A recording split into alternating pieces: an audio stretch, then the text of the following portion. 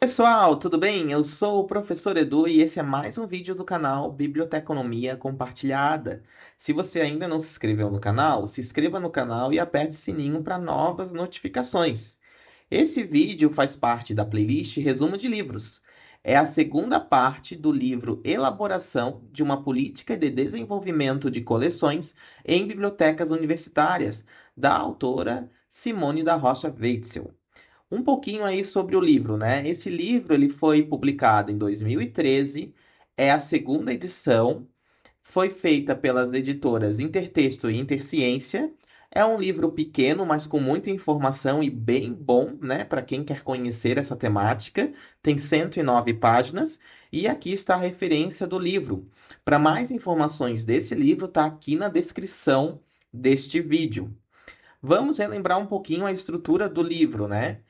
Tem a apresentação, introdução, 2, questões que afetam a política, 3, o que vem a ser desenvolvimento de coleções, que é o começo dessa, que a gente vai falar o começo desse capítulo, que é um capítulo bem grande nessa parte aqui, nessa segunda parte do vídeo.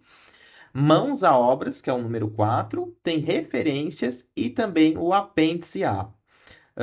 Então vamos lá, né? Vamos começar o capítulo. Então o capítulo tem o título, né? O que vem a ser desenvolvimento de coleções.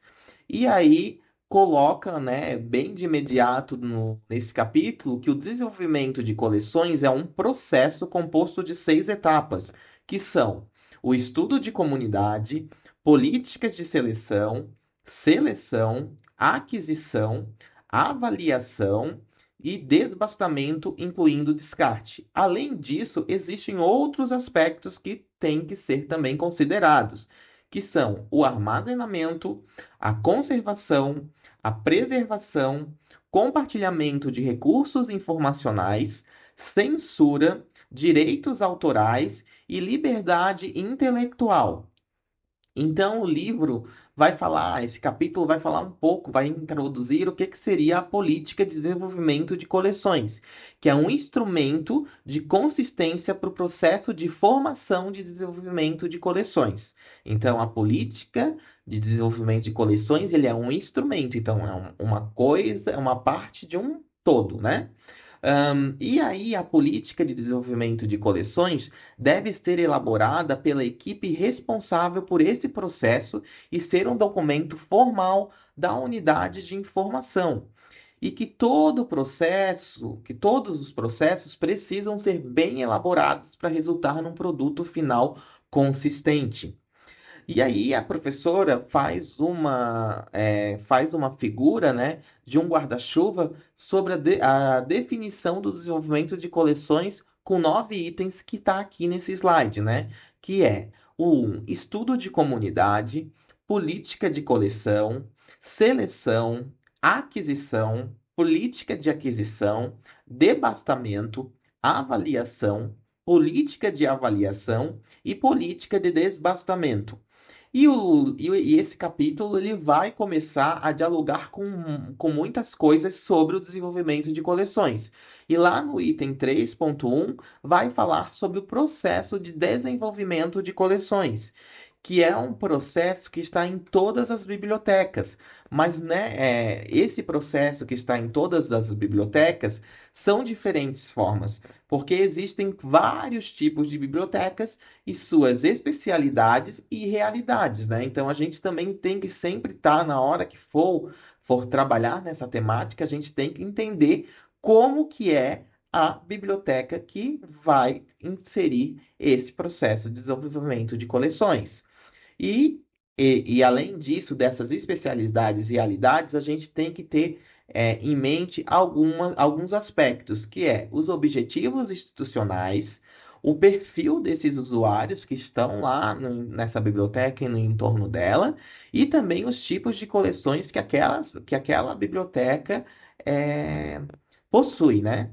E para isso, a professora colocou um quadro bem explicado, que foi adaptado de Vergueiro, sobre o processo de desenvolvimento de coleções, sobre o tipo de biblioteca, os seus objetivos, os tipos de coleções e a ênfase no processo de desenvolvimento de coleções de cada tipo de biblioteca, deixando claro que, por ser uma ênfase, não quer dizer que as outras etapas não são feitas também, mas pode-se dar ênfase nessas aqui que estão no quadro, ok?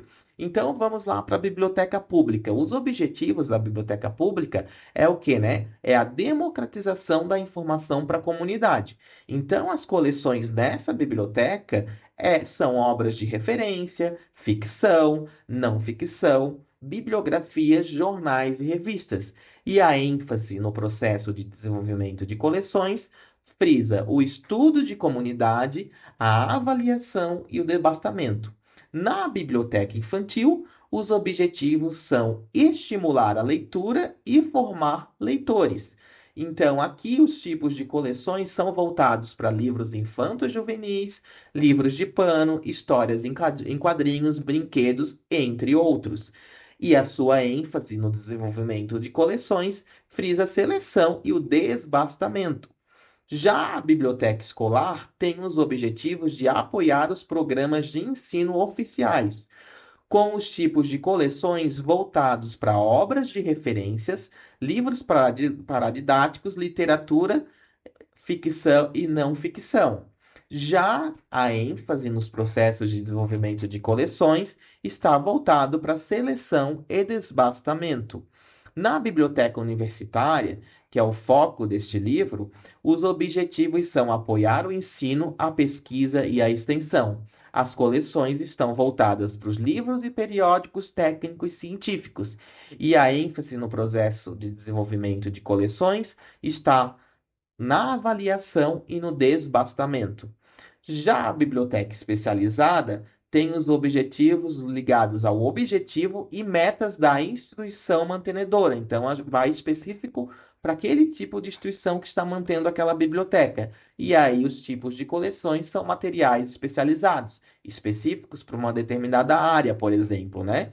E a ênfase no processo de desenvolvimento de coleções está voltada para seleção, aquisição e desbastamento. Já no item 3.1.1, vai frisar o estudo de comunidade. E o que seria o estudo de comunidade, né? É traçar o perfil da comunidade que está naquela biblioteca e no entorno daquela biblioteca. E alguns fatores são os aspectos econômicos, sociais e outros aspectos relacionados.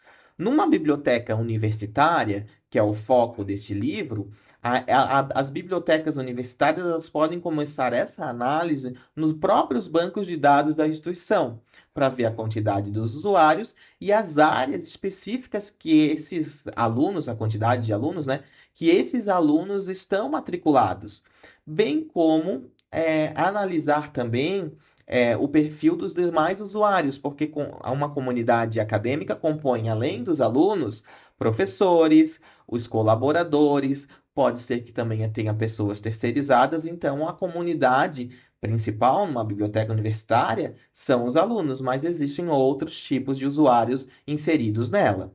E também, dentro das bibliotecas universitárias, para começar a fazer esse estudo de comunidade, pode também analisar o quê, né?